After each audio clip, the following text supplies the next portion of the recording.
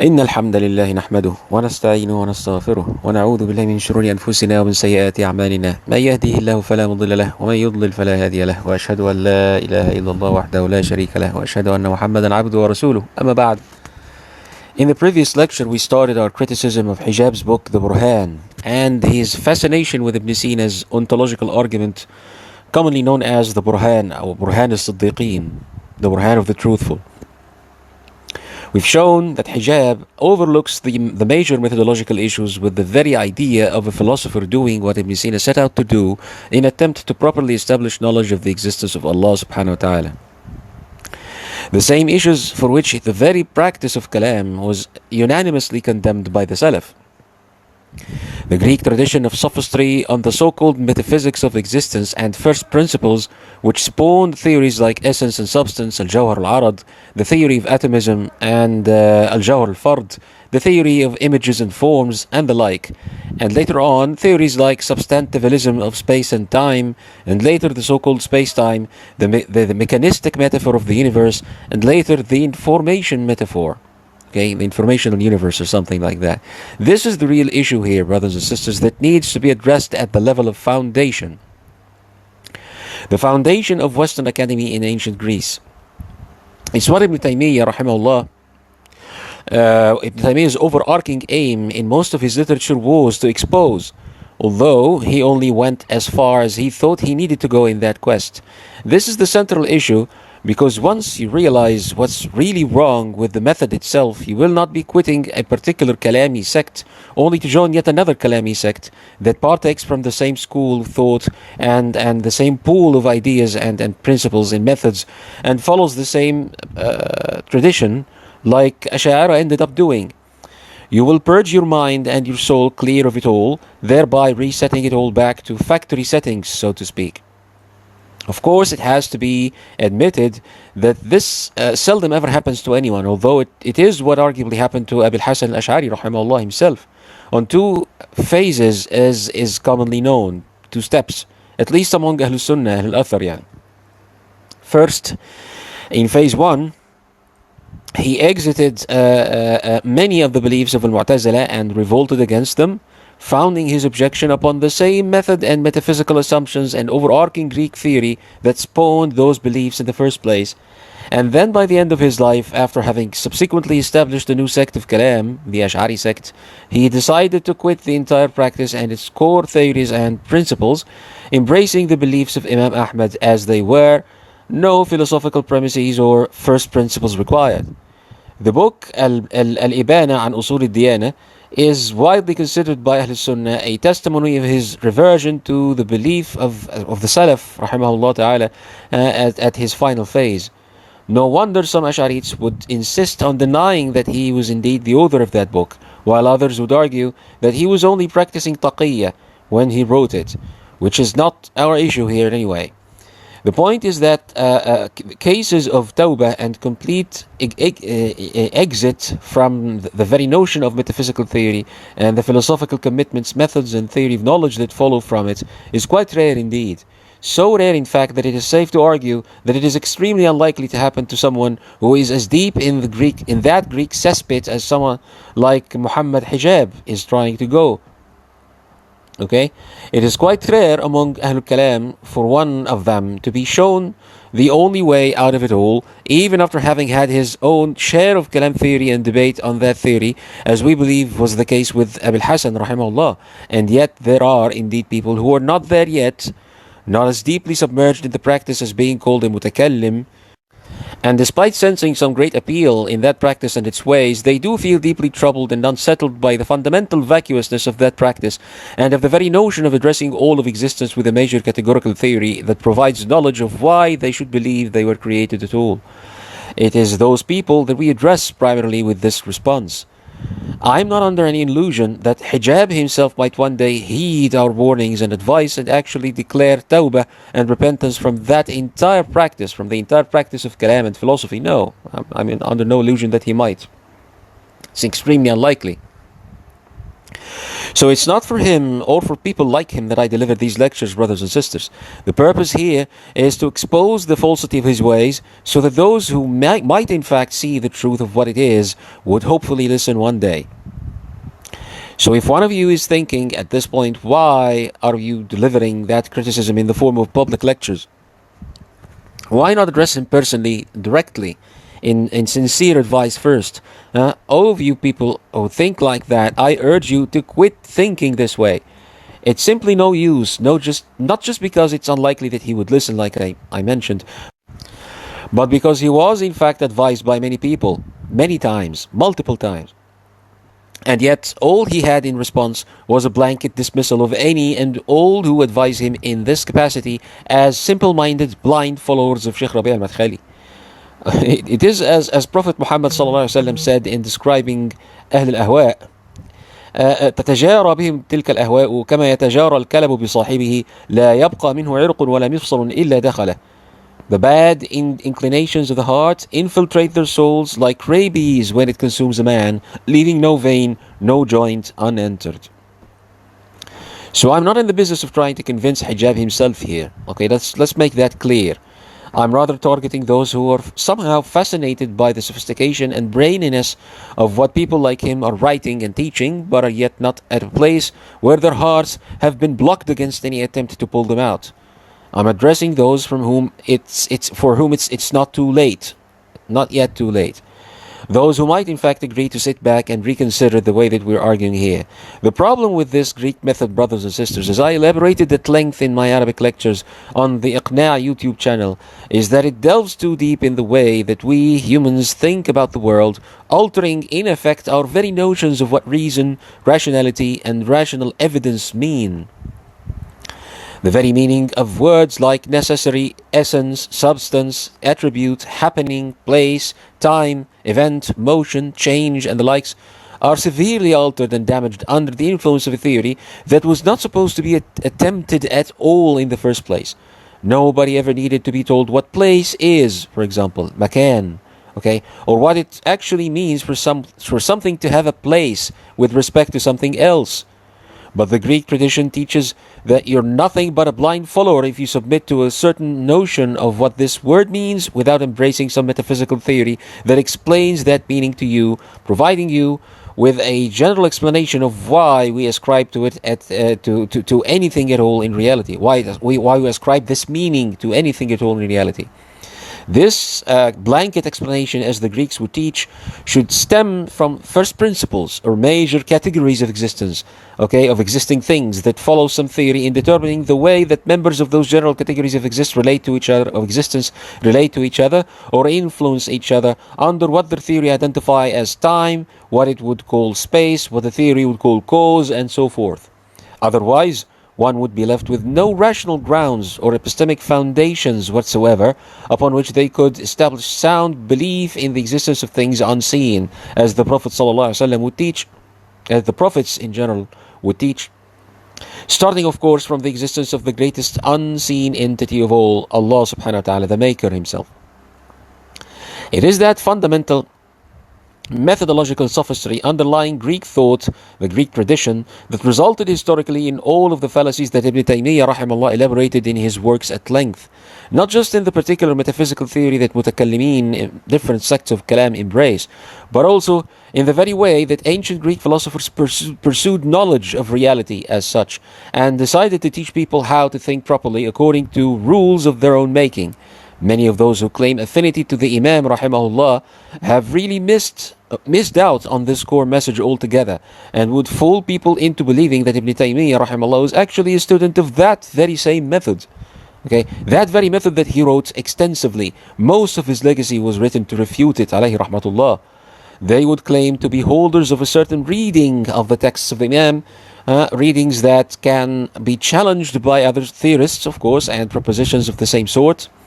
Okay, as though the Imam was yet another philosopher who left a legacy of equivocation and of self-contradicting thought that only emerged from his own metaphysical musings. Okay, as it is the case with those pioneers of Western philosophy, they all look up to those people.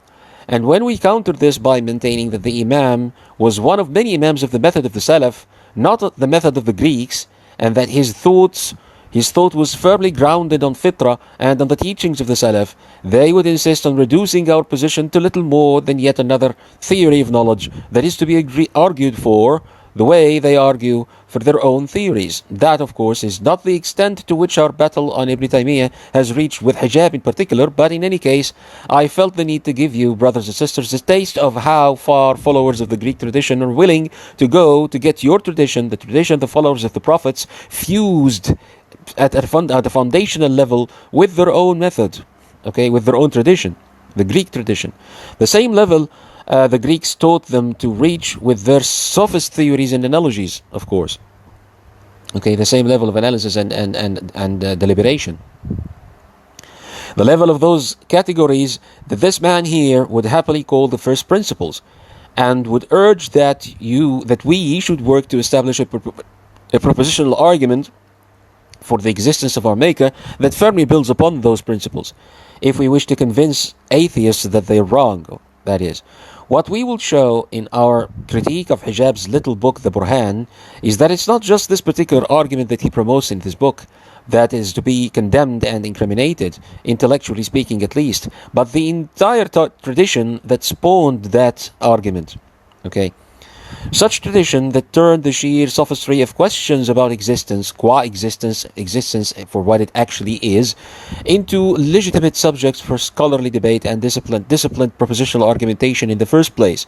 We will show, on course of this critique, why it is the case that no matter how much argumentation and establishment of claims of rational necessity a philosopher or mutakallim appeals to in his works, he always ends up falling flat in circularity and regress and other fallacies that creep up closer and closer to his very doorstep, the more he engages with his opponents in those ways that Hijab would encourage his followers to learn and to make use of, the ways of the Greek tradition.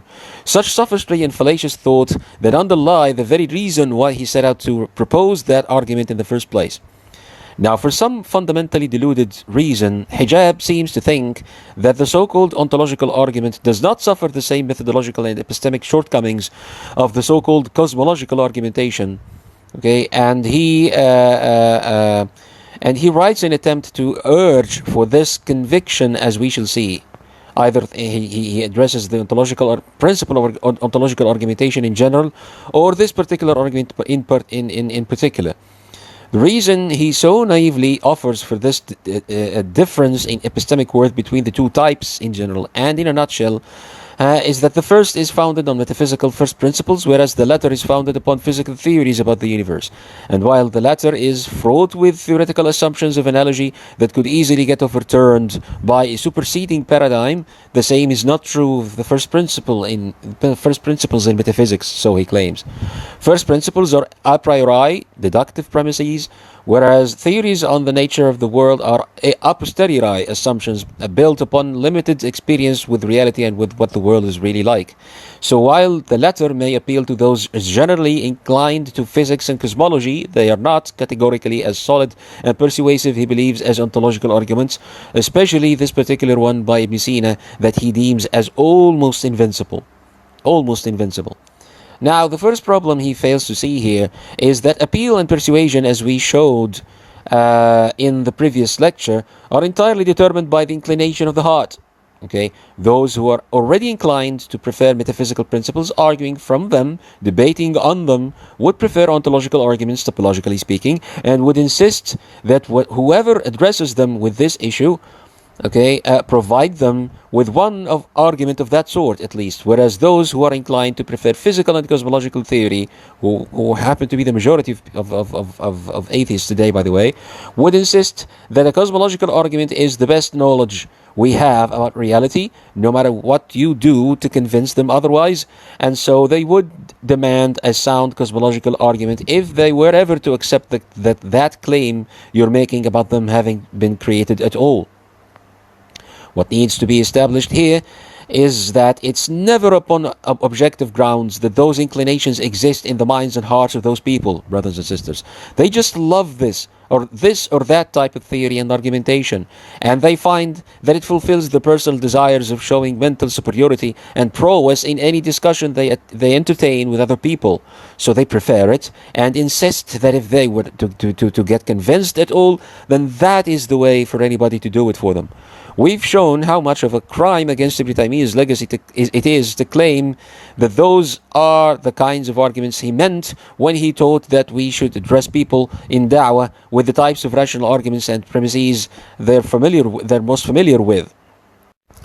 I mean, I've spent many years explaining cosmological theories and the metaphysical foundations upon which they are established in order to convince those who are generally inclined to read up on the field of cosmology and to accept it as science, and thereby are susceptible to fall victim to the atheism this type of theory generally comes attached to convince them that it is not even remotely a science at all by proper definition. So of course I had to address them with the kind of arguments they are most familiar with, but not to establish the existence of the maker with such arguments, thereby turning theories of a categorically false science into the first foundation of their entire deen.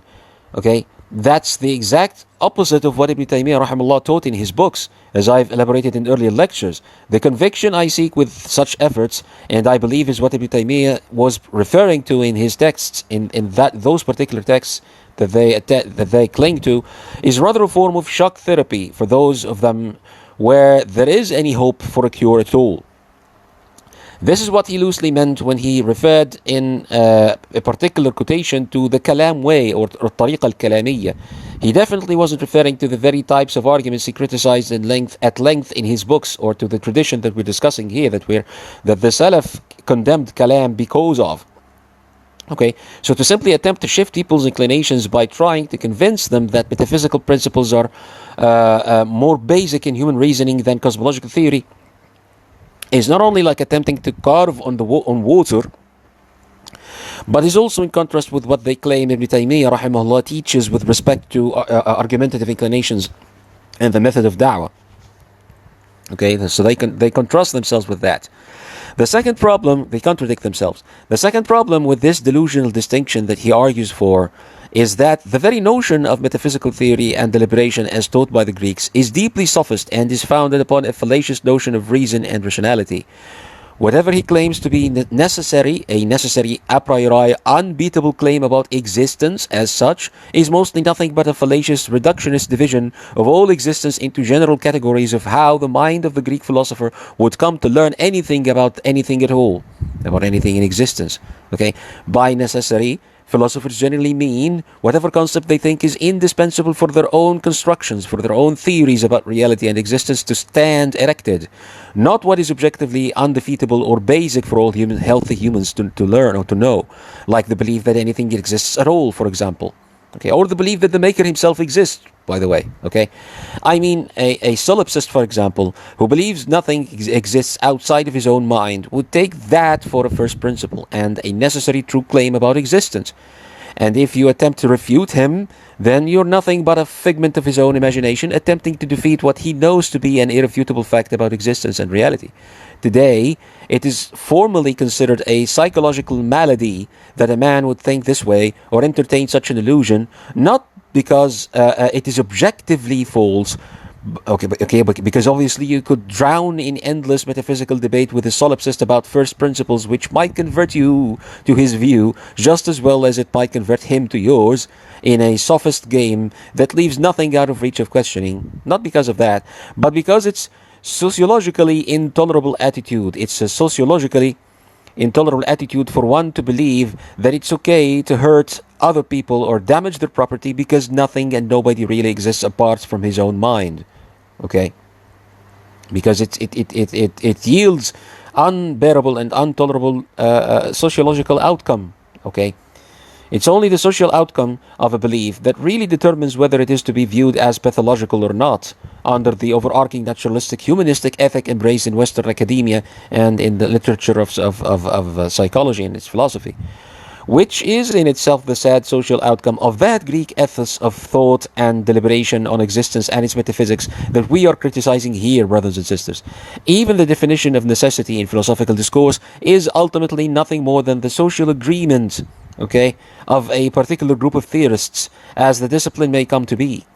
something is necessarily true, basically because if it weren't, then we wouldn't find material to teach you people and to be revered among you as we are now, as the philosophers of knowledge and the people who know what's out there. The idea of an infinite regress of events in the past, تسلسل حوادث, for example, is false by necessity to an Ash'ari, not because it really is irrational or self-contradictory as they claim it to be, but because if it weren't necessarily false, then he wouldn't have grounds to set up a cosmological argument upon first principles according to that tradition, which garners the kind of reverence and respect he desires to earn. Okay, what would he have to offer as an academic philosopher to earn the respect of his peers if he failed to set up the kind of argument they would deem worthy of discussion and consideration? He would have nothing to stand on. Okay, and now that the entire Ash'ari doctrine is built upon this principle, among others like it, then how can anybody even dare question its validity and rationality like Ibn Taymiyyah did a few centuries ago? It's now the mother of all necessities to the Ash'arites, even religious necessities that are given the scholarly term معلوم من الدين بالضرورة, according to which the ruling of takfir is commonly determined, are but epistemic judgments that are built and founded upon that necessity. Okay, so that's how fundamental these principles are to them. They are what the entire deen is built upon. If you don't know that events cannot regress in the past, then you don't know that the world had a beginning in the past at all. And if you don't know that it had a beginning, then you don't know that it had a cause for its existence. And if you don't know that, then you don't know that the Maker exists. And if you don't know that, then you don't know that he did send Muhammad sallallahu alaihi wasallam and that the Quran is his word. Okay, and the word of the Maker, and then you don't know anything that a religious scholar would deem a religious necessity, معلوم من الدين بالضرورة, at all. You wouldn't know that. You wouldn't have justification, epistemic justification or warrant for it. Okay, according to that tradition of thought, this order of theory is by no means a proper mind. Is by no means how a proper mind works to learn that the Quran is the truth. And it's definitely not how the Sahaba knew Islam to be the truth. But that's the only way that followers of the Greek tradition would render your faith justified, or at least worthy of philosophical consideration. And God forbid that they don't see them as such, because then you would suffer the unbearable charge of blind faith and simple-mindedness, and be shamed out of the academy for the rest of your life for that. What a mutakallim fails to see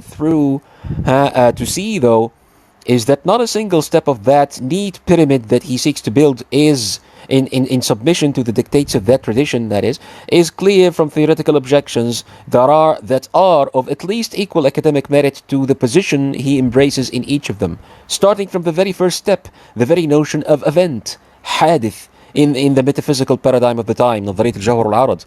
By event, normal people would mean something that just happens. Okay, it gets to be after it was not. Okay, a Greek philosopher, however, should not be satisfied with such a simple characterization of what an event is.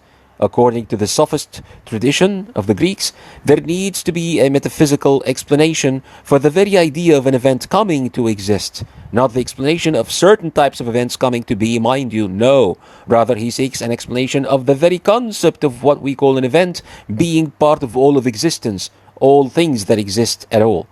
Okay, the theory must provide a classification of existing things, obviously, both in reality and in potentiality, so that whatever we rightfully call an event, okay, in our linguistic use, or describe as having happened in the past or after they were not there, would fall squarely under that theory, would be explained by that theory or covered by it. And it is here that every reasonable, sensible person should stop and ask, why do we need such an explanation for the absolute meaning of event, hadith, okay, or happening, huduth? And where did that need arise from? Where did it come from? Who is we to begin with when we say we need? Who is we? And why should I agree?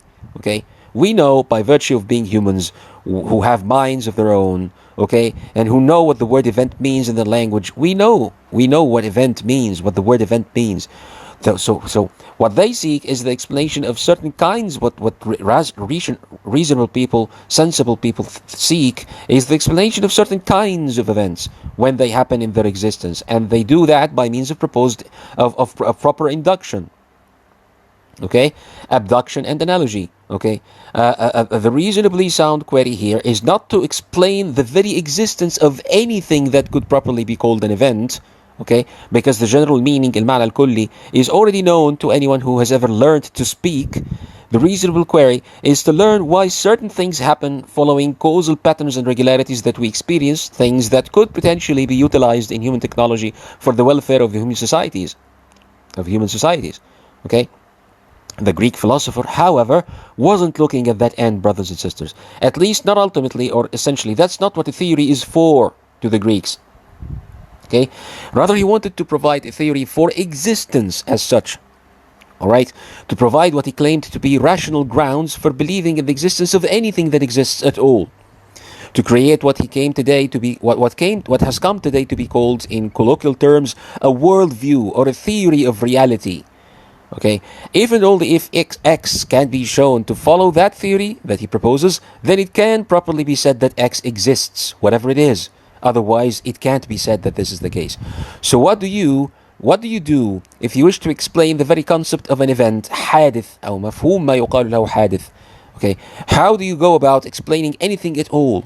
You look for similar things and suggest an analogy or perform an induction, some metaphor, okay, somehow, right?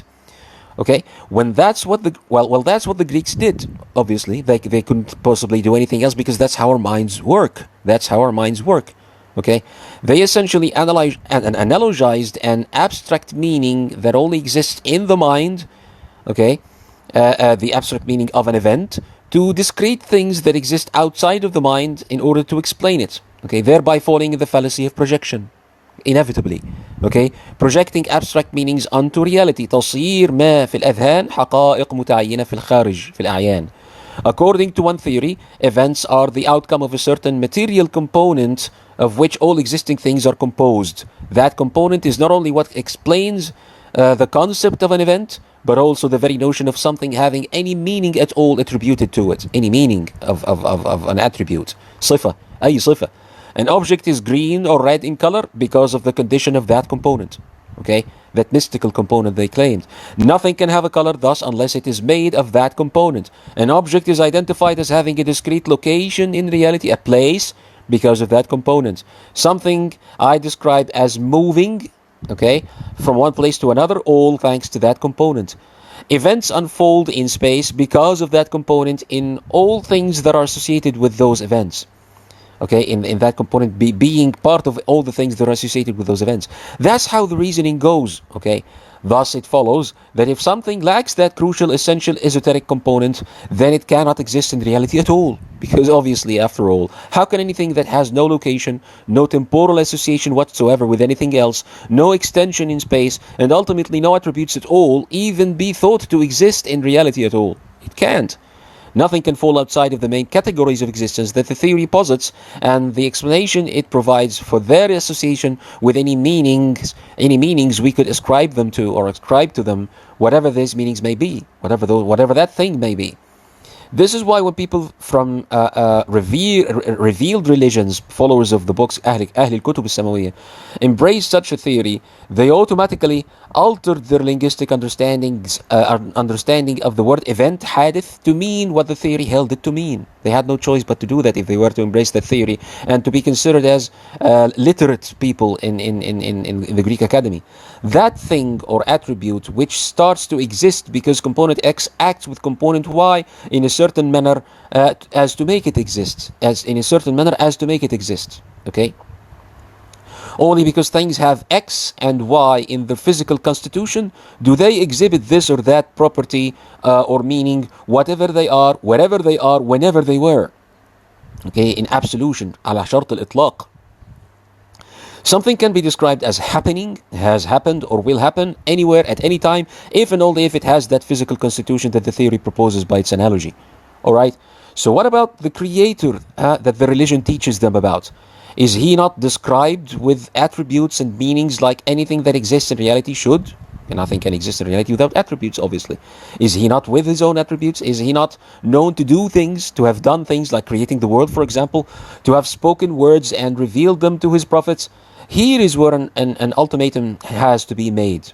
Okay, if indeed such meanings are in your metaphysical theory such that they can only exist as the property or the outcome of component X, whatever that is, and the way it is, and the way it is, and component X can only exist in something that is in of this world, something that was created, that was built in this way, then there is no way for you to both embrace the theory and ascribe to belief in that creator, unless you render him devoid of all attributes, okay, or present in a certain article of metaphysical theory that renders him by entailment as though he does not exist at all. He cannot do anything because deed is event, and event, according to the theory, is a physical component that exists in reality only as part or component or a manifestation of a component in a material body, like those bodies we commonly observe. Because things are made of jawhar and arad, or of substance and image, which are all abstract notions falsely projected onto reality, they exhibit attributes and fall under their general meanings. That's why they exhibit any attributes at all. That's the reason why there is such a thing as an attribute, as a sifa. But that's a categorical fallacy of projection, brothers and sisters, as we've elaborated earlier. One that follows from the sophist question that underlies the advent of the theory and of the entire discipline of metaphysics in the Greek academy. No such thing as the nature of time or the nature of space. Okay, there is no such thing as the nature of time and space. There are natures of different kinds of things that exist in reality and thereby fall under spatial and temporal associations, under such meanings, تحت تلك المعاني الكلية in our minds. But space itself is not a physical entity to be explained or described as a physical entity that affects things or that gives them the attribute of being here or there or anywhere. It's nothing but an abstract relation between existing things that only happens in our minds, it's only in our minds, okay? One cannot really understand why this fallacy emerged in the Western academy and why it persists to this day, the fallacy of projection, in different forms and shapes, pervading in ontologies of subsequent paradigms of physics, until one properly investigates the basic question from which the concept of theorizing about existence as such emerged in the Greek academy, about the idea of theorizing about reality per se, okay, or qua-reality, yani, more than 30 centuries ago. One such approach to a metaphysical theory, as fallacious as its very foundation is, as we've shown, is categorizing reality in terms of modality, right? Something is real or exists actually or potentially. It can either exist actually or potentially, okay? And while that meaning is generally okay, it's not actually false or wrong. What builds upon that is what's really wrong. What was founded upon that categorization is what's at stake here. What we really need to understand why it's false and why we shouldn't be doing that. Right? By actually, they generally meant it can be known because by actually they generally meant it can be known to exist in reality either through direct observation or rational argumentation, the way that the Greeks did. Okay, the way that the Greeks do in order to learn about the existence of anything at all. This is how we can say that it actually exists. Alright? And by potentially, they meant that their theory of existence must lead them to believe that it can possibly exist. So we cannot just take such statements at face value, brothers and sisters. We need to understand what they specifically mean with every term that they use in such statements. Okay?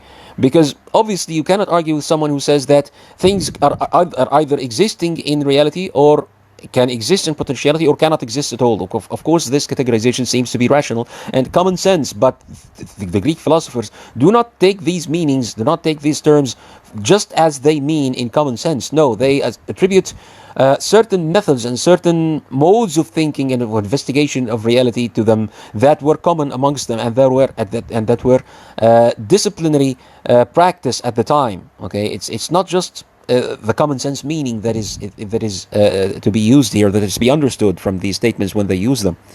All right. Another classification is with respect to contradiction. All right. Something exists by necessity if denying it leads, again, according to the theory that they embrace about what things are and what they're made of and how reality is to be characterized. Okay. It leads, according to that theory, to contradiction or circularity. If that's the case, then it cannot be thought of as existing in reality. Something cannot exist in reality if proposing its existence leads to contradiction, or also by virtue of the theory. Again, okay? Now, the difference between Ibn Sina and fathers of the Greek tradition, of which he was an ardent student, is that he sought to establish his own metaphysical theory. He did not ascribe to the theory of substance and essences, okay, as what was common amongst his peers.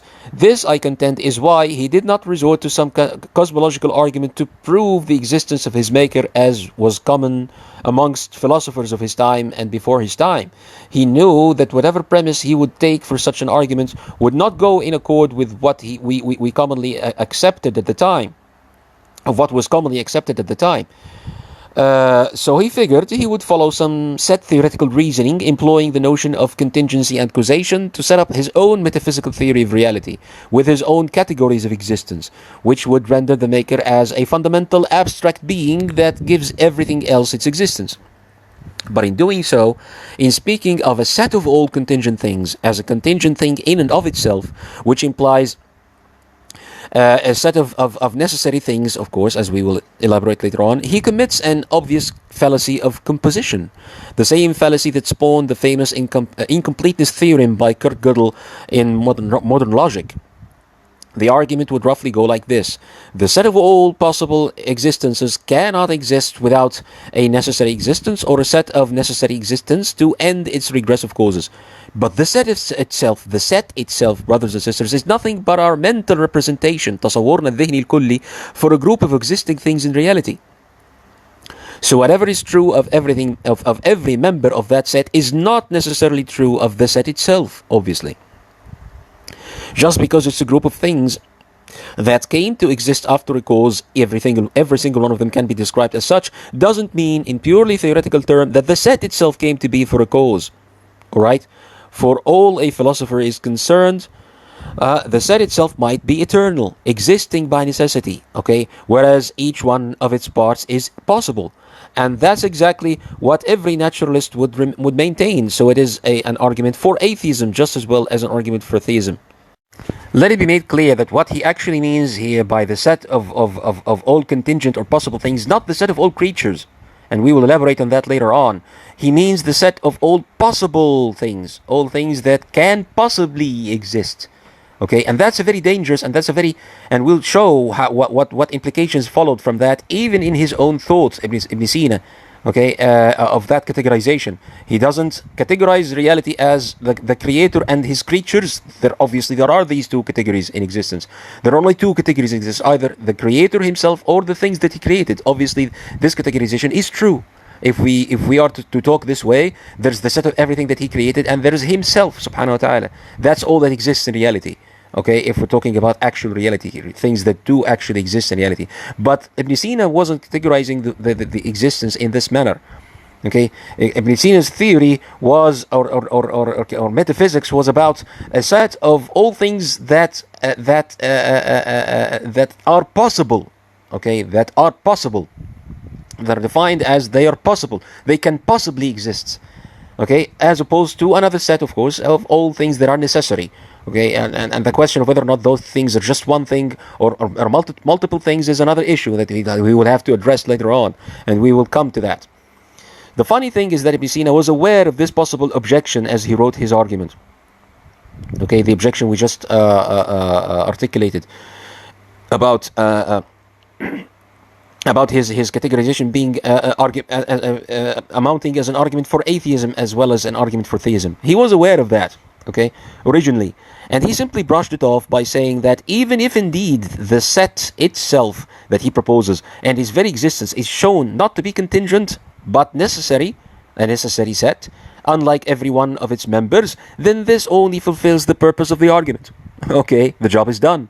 A necessary being has been established. A necessary thing has been proven or has been shown to exist. Thank you very much. That's what I need to do. That's all what I'm trying to do. Never mind that if such were the case, then that being or that thing would be nothing more than an abstract collection of contingent things, not an actual thing in reality. Never mind that if indeed it is to be made fallaciously enough into a real thing, خارج الأذهان, then this would make all contingent things as parts of it, okay, into it, or members of it, okay, in some form of pantheism.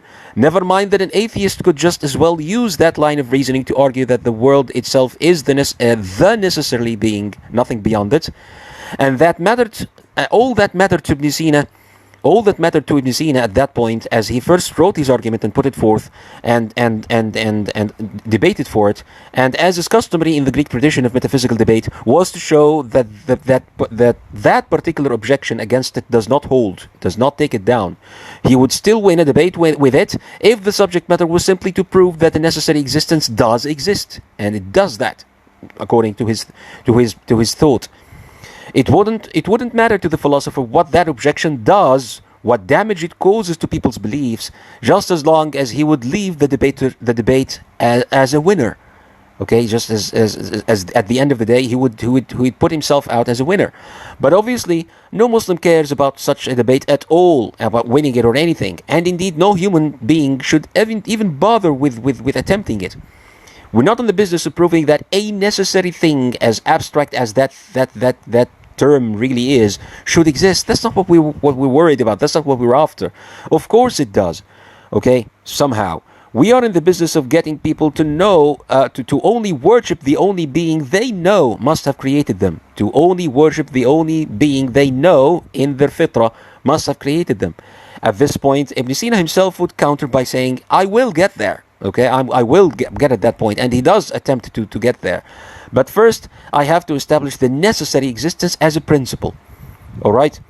Who said that you have to establish the necessary existence as a principle? The Greek tradition taught you that, and that, brother and sister, is what we're refuting here. What we're at odds with that tradition. Okay, as abstract as that meaning, the meaning of the necessary existence might be, he feels he has to establish it first. So how would he get there? How would he get from establishing that meaning the way that he did to believing in Allah subhanahu wa ta'ala that Islam teaches?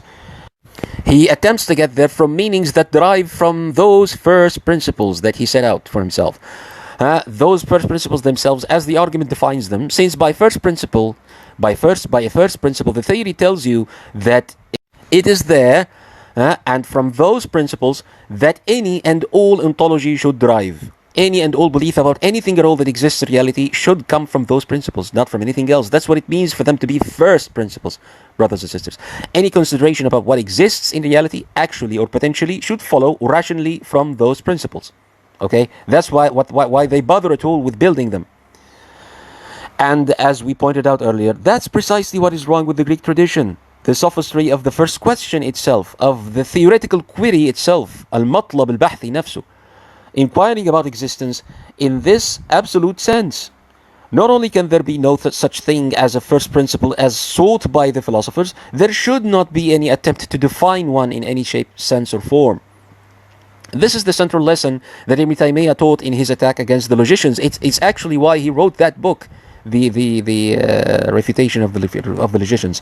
And Hijab failed to learn it altogether. Hijab missed out on that lesson altogether, despite having read the book. Okay? As such, and as the method itself implies, and as to be expected, Ibn Sina's theoretical model, derived from that categorization, spawned a total negation of the Lord's attributes. Obviously, it had to end at that point. Okay?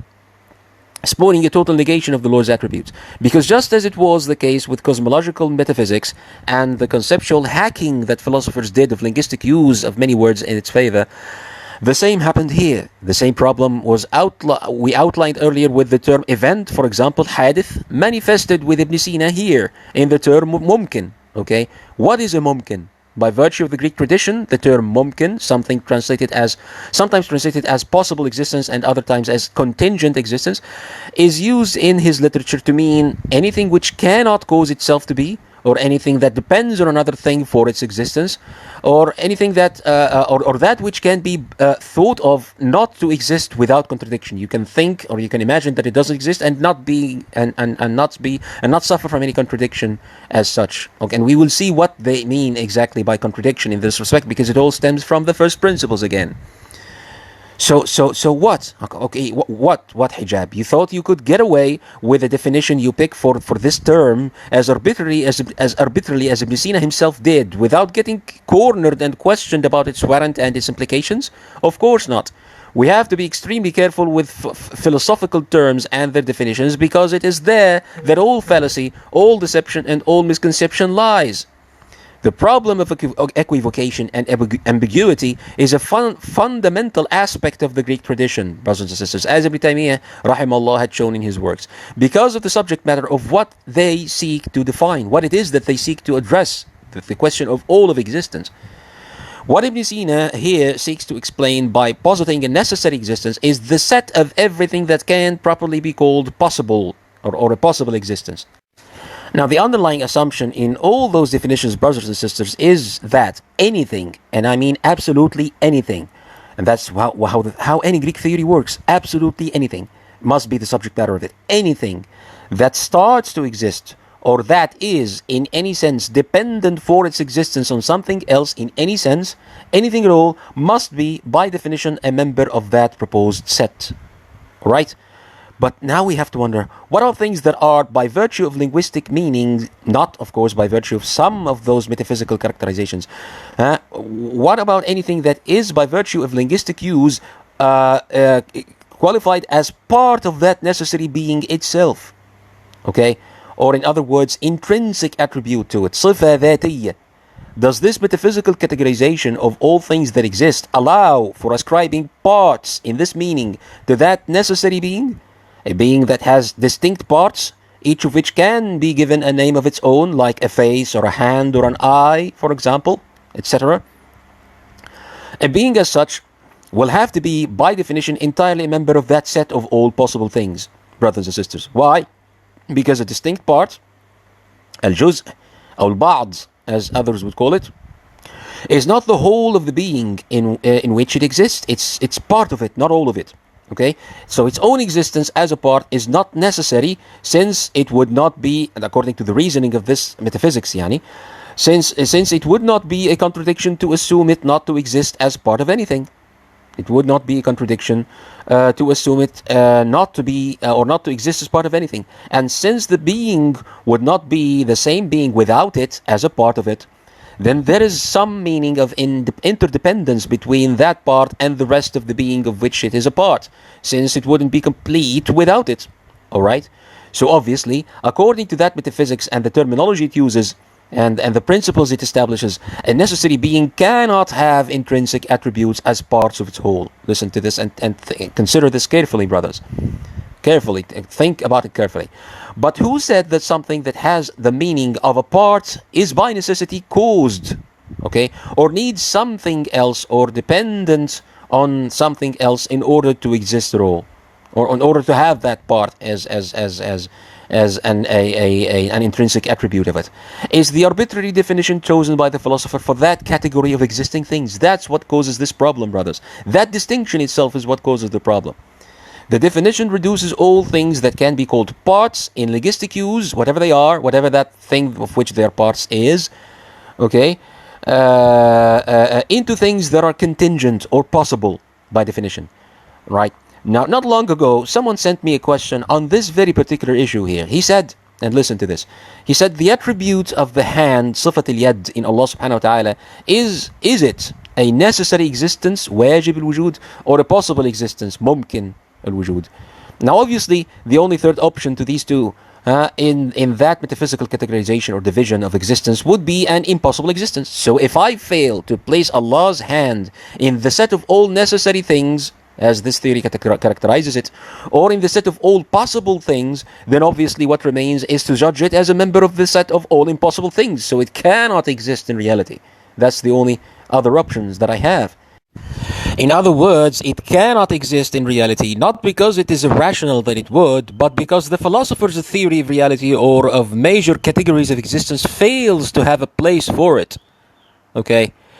And that's where our belief system collides with the Greek tradition at a foundational level, brothers and sisters, at the level of method and of the very subject matter of philosophical theory.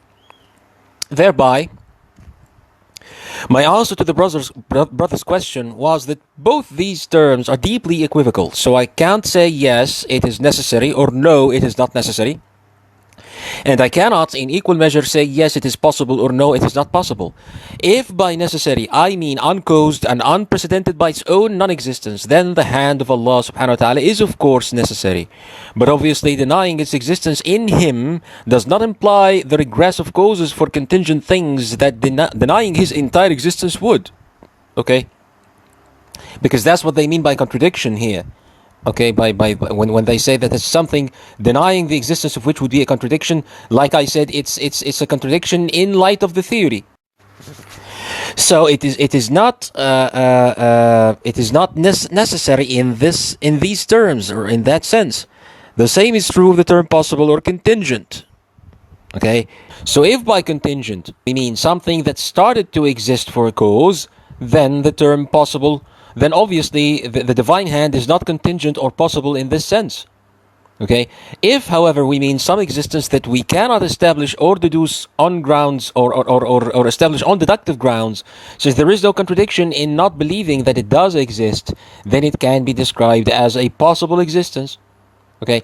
Also, if by dependent you mean something is only there because the entity it is attributed to is there, it's with it, then fine, we can describe it as dependent in this sense. قائمة بذاته in Arabic jargon. Since a part would not exist without the whole, obviously.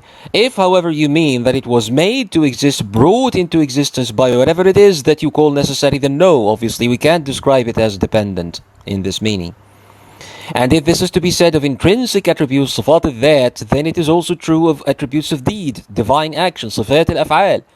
An action is by necessity something that starts to happen, and the theory defines the necessary being as the external, distinct cause of all things that start to happen. Okay?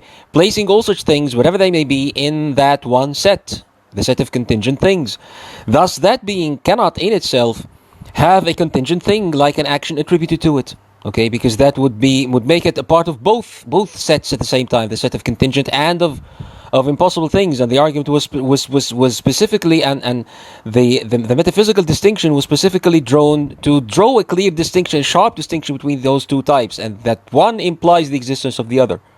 Okay, that's how the argument goes forward later on. The sharp metaphysical distinction between the two kinds of existence would fail to hold if such were the case, if we were to attribute such a meaning to that necessary being, and thus the argument as he wrote it would collapse. So what this shows, brothers and sisters, is that there's a fundamental methodological error in categorizing the very principle of categorizing all existing things in that reductionist, sophist manner that the Greeks taught these people. Not the intrinsic attributes, الصفات الذاتية, or not that intrinsic attributes, الصفات الذاتية, or attributes of deeds, الصفات الفعلية, cannot be ascribed to Allah subhanahu wa ta'ala. That's not the issue. Okay, bad epistemology does not affect the truth of what is really out there. It only affects the way that you see things. Okay? And that's what this Greek tradition really leaves us with. A really, really bad epistemology. Really bad theory of knowledge. Now, such as it is, the theory only demonstrates, the theory of contingency and necessity here, only demonstrates that a set of necessary things must exist to end the regressive causes for that set of all contingent things. Okay? A set that explains another set, that is. So by itself, it does not imply that a single personal being is necessary as the source of all contingent things. To do so, to show that it can only be a single entity, not even a person, but at least a single thing, abstract thing, rather than a set of multiple entities like the set of contingent entities as the abstract division seems to suggest, Ibn Sina finds that he has to address some of the properties of what qualifies as a necessary being, or a necessary thing, or a necessary existence, following the great, of course he doesn't call it being, but an existence, a necessary existence, following the Greek tradition of metaphysical theory to the letter here also. He argues that if we assume more than a single necessary being in existence, say A and B, okay, then if A differs from B, then whatever it is that they differ in, call it an attribute X in B, for example, should either be in itself a necessary attribute or a contingent one. If X is a necessary thing, then both A and B must have it equally, an equal measure, in which case A would be the same thing as B. It would be the exact same if all the attributes of A are exactly the same attributes of B, all of them, every single one of them, okay, including the fact that it is an entity that exists in this particular place at this particular time, then A is B. A equals B. If, however, X is contingent, then B, which has X, would itself be contingent existence, not necessary, because if B can be imagined to exist without X, then a necessary existence A must have determined that it does have X, rather than doesn't, in which case B would be contingent depending on A to be the way that it is. Okay, by contingent, we mean depending on A to be the way that it is. Alright? You see, so just like proponents of the Jawhar and Arad theory of existence, substance, and essence took it for a necessarily true fact that if anything is to happen, الحدوث أو يبدأ في الحدوث أو في الوجود at all, then it only happens in something that must itself have started to exist in the past. ما تحل به الحوادث فهو حادث يعني. Ibn Sina also embraced the metaphysical principle that contingent attributes can only be ascribed to contingent things. الصفات الممكنة لا تقوم إلا بالممكن. This led him to dismiss all intrinsic attributes and action attributes to Allah subhanahu wa ta'ala as metaphysically impossible. Okay? Because they would defeat the entire classification that he put forth. The necessary being cannot have the attributes of contingent things. The underlying reason why he felt he had to address the set of all possible things rather than just a single possible thing, or rather than stating that anything that starts to exist must have an uncaused cause to avoid regressive causes for its being, and end it at that, is the reason for this is, I contend, because he knew that naturalist philosophers would ascribe eternity to certain aspects or parts of the world, the heavens, the earth, the constellations, etc. And as such, he felt it wouldn't suffice to speak of just one thing starting to exist as a premise for proving the existence of the maker of all things, because the Greek tradition taught him that the theory has to encompass all things. The very purpose of having a theory at all is for it to describe things under the condition of existence, على شرط الوجود. Okay? If it were to provide us with any knowledge at all, in that case, all things that begin to exist and that could potentially have not existed at all. So he felt it was most academically proper to propose that argument in the language of sets. Okay, the set of all things that can exist in possibility. This is why all metaphysical arguments, ontological and cosmological, had to follow some deductive analogy. قياس شمول. Okay, all things that are X are Y. You have to start there in such a premise. Okay, this is the metaphysical. This comes from the metaphysical theory or the metaphysical definitions or the metaphysical categorization of existing things in reality. That's how it starts. Okay, all things, everything, whatever has to submit to this rule that you're placing here. All things that are X are Y. Okay. Otherwise, how would the philosopher be able to convince his followers that this particular thing is X, this particular is Y? This particular thing that he's trying to prove, the maker or whatever, is Y. Y, whatever that Y is. But then again, what do we really mean by a set of all contingent things? I mean, regardless of the problem of intrinsic attributes and actions we discussed earlier, and of the very notion of event being identifiable in theory as a contingent thing, according to that clause or that metaphysical distinction or definition that he came up with, what does the set really mean here? Are we talking about a closed set with finite count, where all creatures are countable and finite, or are we speaking of an infinite set with countless members, or to use mathematical jargon, a countably infinite set? What countable means in mathematical jargon, by the way, is that in principle a process of counting can be initiated and continued regardless of the fact that it may never end. Alright, that's what it means to say countably infinite. Okay? And in other words, are we speaking of regress of creatures from eternity past without a first, or just the most countable number of creatures starting in the past from a first creature before which there was no creation at all? Okay, which one of Ibn Sina's first principles determines that? In reality, none. None at all, as it stands. Ibn Sina just happened to be influenced by Eastern esoteric philosophies and by the theory of emergence and Rate al-Fayd and his Aristotelian background, and he had no reason in his metaphysics to assume a first event or a first creature, or as someone who seeks a cosmological argument like Al-Ghazali, for example, would prefer. So he decided that the Maker was eternal, Because by virtue of him being the ultimate uncaused existence, he had by definition to be eternal, and he deduced that from the properties of the so-called contingent or cell of contingents, or cell of the set of contingent things, okay, as we will show. But so had to be the world itself. So had to be the world itself, eternal.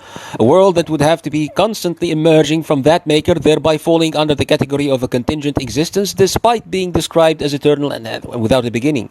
Okay?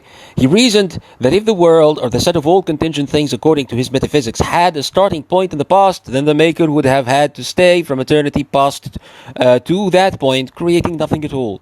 This would leave that initial point without a determiner, murajjih. Why should it be that point as opposed to an eternity of no creation at all, and not another point, if any at all can be selected as such, or identified as such? So being the devout Aristotelian that he was, he opted for an eternal world. Okay, the point I'm making here is that there is nothing in Ibn Sina's first principles that would block the belief in an eternal world, which is what Al-Ghazali waged his war against. Which is why Al-Ghazali attacked him. Okay, في تهافت الفلاسفة, ending up with yet another metaphysics that still implied leaving Allah subhanahu wa ta'ala void of actual attributes. That's what Al-Ghazali did eventually. So you're not employing those principles that Ibn Sina upheld without committing to their definitions and entailments. Okay, because that's what the very concept of first principles means. It is only through these principles, whatever they happen to be, that the existence of anything at all can be justified, can be granted epistemic warrant, which in itself is a crime against both reason and existence. Okay, as we've sought to explain in our lectures, you cannot pick up an argument that a philosopher constructed upon his metaphysical principles without embracing those principles themselves, and thereby suffering their entailments like he did, and having to deal with them. Okay, one way or another. And if you chose to modify those principles for whatever end, which is what the Ash'ara attempted to do to some extent in the literature, with the metaphysics of substance and essence, نظرية الجوهر العرض, then you would only be proving the validity of our critique of the entire method itself. Ibn Sina did not rely on a particular theory of how the world is, and thereby how it must have come to be, as many of his opponents would criticize him for. It's not a theory that describes the composition of the world, to be more precise. It describes that it renders or classifies the world as a category of existence. That's what it does. Okay? He claimed to have employed purely and entirely self-evident facts. Alright? Meanings that cannot be refuted or modified, as is commonly claimed about every so-called ontological argument in the history of Western philosophy. It follows naturally from the very meanings of words. But such is exactly what proponents of the cosmological argument, or the cosmological approach like Burhan al-Huduth of Al-Ghazali, would claim about the premises also. Okay? They all start from the same major sophistry, brothers and sisters, a metaphysical theory about all things that exist, actually or potentially, relating their different categories to each other by virtue of their existence and their attributes. So we've tried to show this, as we've tried to show in this lecture and other lectures. So for Hijab to easily and merrily claim that this is the least refutable or objectionable argument for the existence of God there is in literature, and proceed to refurbish it for modern use on those grounds, is nothing short of an intellectual crime. جناية فكرية. The metaphysical principles upon which the argument was built, as we've shown rather briefly, imply a purely abstract maker that can only really be described under the metaphysics of the theory as the cause of all caused things. That's just that. Okay, that's all you can actually ascribe to him on grounds of these first principles. Nothing more can be warranted by the metaphysics of the theory. Even the creation of the world, which is considered by other more devout Aristotelians as the ultimate premise for proving his existence, okay, if at all, was not described as an event that took place at some point in the past, because he cannot have an action ascribed to him, or else he would himself have to be a contingent thing, a contingent being. So creation was reduced to nothing more than the Aristotelian deistic teleological flow of emerging things from eternity past by the necessity of his very being, by the necessity of the very being of the creator or the maker himself. Okay, there's no choice there. One famous criticism that was raised against that argument was that what Ibn Sina identified as first principles were not really first principles at all. Okay, according to how he worked with them, how he worked them out, how he used them in his metaphysics and in his theology, in his ilahiyat yani. Having denied his maker much of what makes him a personal whole under the tag of imkan or contingency, Ibn Sina realized that he had to put some effort in attributing some meanings that scripture teaches about that maker, so that he would be accused of only arguing in favor of an abstract existence rather than the God of Islam. He feared that he might be accused of that, and he was indeed. So he put some effort into trying to ascribe some meanings that come from scripture to that being that he argued for. So to go from abstract necessity to Allah, he had to circumvent those very principles upon which he built his argument, while making it look like he really committed himself to them in everything that he did. Okay, like he did with the argument itself, yani. For example, he argues that the maker must be a person. Fine. But on what grounds, considering that even the meaning of will, al-irada wal-mashi'a, was stripped off of him by entailment from those first principles, since they were only aspects of a contingent existence? How can he even come to that? What personal creator is that who cannot even have a will to create anything at all, because if he does, he becomes a contingent being by definition, and a contingent being is by definition not a necessary being. Okay? Is thereby a methodological inconsistency and sheer contradiction to attempt to prove that such an abstract entity is generous, capable, wise, willing, and whatever else that Ibn Sina did in fact try to ascribe to him in his literature, by looking at the set of contingent things and what their being, the way they are implied, the necessary being should be like. Okay, this is the same method that Ash'ari later used in إثبات, attributing meanings to Allah. لما أثبتوا ما يقال له صفات المعاني, the seven attributes that they ascribe themselves to, they specifically tried to make them follow reasonably and rationally from their metaphysics, the metaphysics of Jawhar al-Arad, as they embraced it. This is the same method that they followed. It's also among the reasons why the proper classification of this argument as ontological or cosmological has always been a subject of controversy in and of itself. People have differed if indeed this argument by Ibn Sina is an ontological or cosmological argument, for many reasons, one of which is this that I'm telling you right now.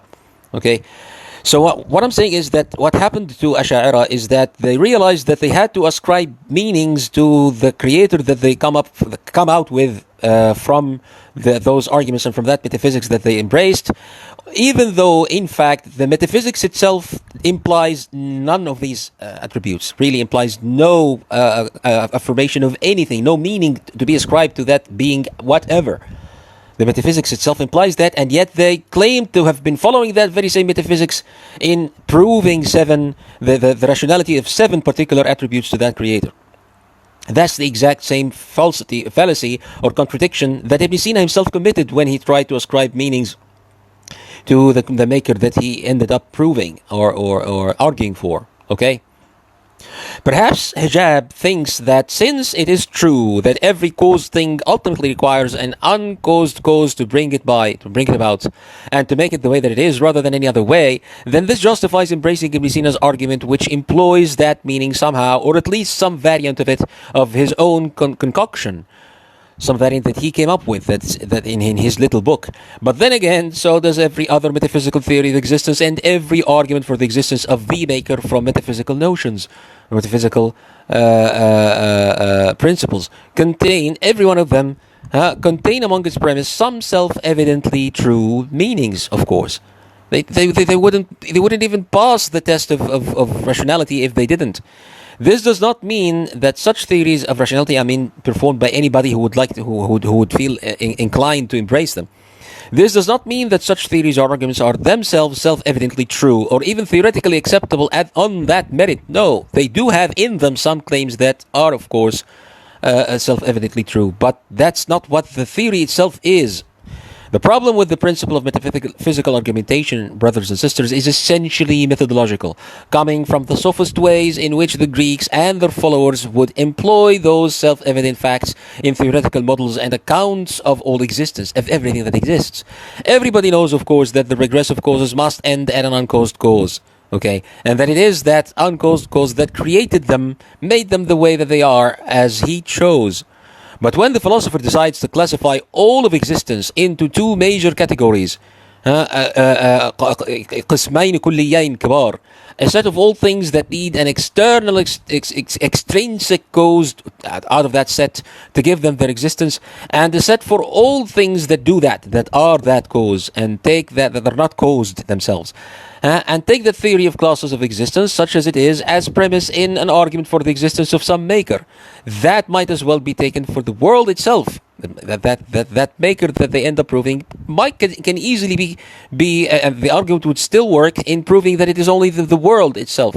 Okay, that set is the world. Okay, then that's obviously not the same thing as the clearly rational and obvious meaning that we stated earlier, and is not to be presented as such. It would be talbis. It would be a misconception, a deliberate misconception, a red herring to show it as such. والله المستعان ولا حول ولا قوة إلا بالله العلي العظيم.